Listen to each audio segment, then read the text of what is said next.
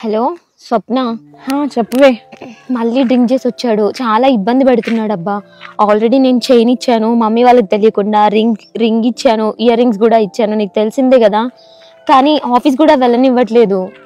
చాలా అంటే చాలా ఇబ్బంది పెడుతున్నాడు. నాకేం చేయాలో అర్థం అవ్వట్లేదు. ముందు నువ్వు అక్కడ ఉండక అసలు నువ్వు ఫస్ట్ అయితే ఇంటికి వెళ్ళు, తర్వాత ఆలోచిద్దాం. కానీ ఏమోనే, నాకైతే చాలా భయంగా ఉంది.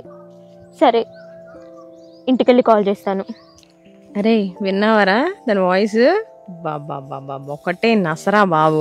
వాడు కట్టాడు, వాడు తిట్టాడు, వాడికి చైన్ ఇచ్చాను, అంత కొట్టే తిట్టాడు. చైన్ ఎందుకు ఇవ్వాలరా మాకు? ఎందుకు ఈ నస అసలు? సోది గంటకి ఫోన్ చేసిద్ది అని నేర్చుకుంటూ ఇదే గోల చేస్తున్నాను రా బాబు. దీంతో తలనొప్పి. నువ్వేంటి సడన్ గా ఇక్కడ? అన్నయ్య అరే నేను మళ్ళీ చేస్తాను. మీరేంటన్నయ్య సడన్ గా? చూసావా ఫోన్ మాట్లాడు. అందుకే ఫ్రెండ్షిప్ అనే మైకంలో ఉండి నీ కష్టం వచ్చినప్పుడల్లా అవతల ఎలాంటి వాళ్ళు పూర్తిగా తెలుసుకోకుండా నీ పర్సనల్స్ అన్ని షేర్ చేసుకున్నావు అనుకో, ఆ షేరింగ్ అనేది అదిగో అలా షేర్ చేస్తూ ఉంటారు. అర్థమవుతుందా? గుర్తుపెట్టుకో, ఎవరినైనా సరే పర్సనల్ విషయాలు షేర్ చేసుకునేటప్పుడు నమ్మే ముందు చాలా జాగ్రత్తగా ఆలోచించాలి. అర్థమవుతుందా? ఎన్నిసార్లు చెప్పినా నీలాంటి వాళ్ళు మారు. అసలు కొంచెం నవ్వుతూ మాట్లాడితే చాలు. ఫ్రెండ్ అనుకోవడం, ఉన్న డీటెయిల్స్ అన్నీ చెప్పేయడం. చెప్పేసాయి, ఇక పర్సనల్ డీటెయిల్స్ అన్ని కూడా చెప్పేసాయి. అయినా నీకు బుద్ధి ఉందా? అరే ఫ్రెండ్ అని నమ్మి నీతో అన్ని విషయాలు షేర్ చేసుకుంటే నువ్వు ఇంకొకరితో షేర్ చేస్తున్నావా?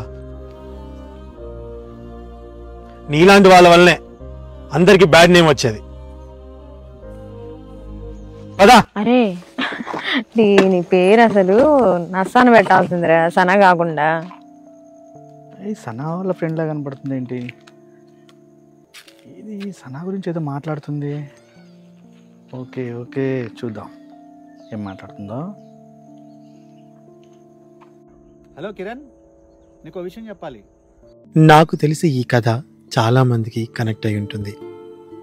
ఇందులో ఎవరిని ఎవరు ఊహించుకుంటారు అనేది మీకే వదిలేస్తున్నాను. ఇంకో విషయం చెప్తున్నానండి, మోసం చేసే వాళ్ళే కాదు, మంచితనానికి ముందుండే వాళ్ళు కూడా ఎంతోమంది ఉంటారు. స్నేహాన్ని అడ్డుపెట్టుకొని ఆ స్నేహం అనే ముసుగులో ఎన్నో మోసాలు చేస్తే కొందరు స్నేహానికి ప్రాణం కూడా ఇస్తూ ఉంటారు. ఏదైనా చూస్ చేసుకోవడం మన చేతుల్లోనే ఉంటుంది. కానీ ఒక్కటి మాత్రం నిజం, జాగ్రత్తగా ఉండండి. పర్సనల్ డీటెయిల్స్ అనేవి డబ్బు డీటెయిల్స్ మాత్రమే కాదు. ఓకేనా? ఏ విషయాలు అవతల వాళ్ళకి షేర్ చేసుకునే ముందు దయచేసి ఆలోచించండి, ఆలోచించి షేర్ చేసుకోండి.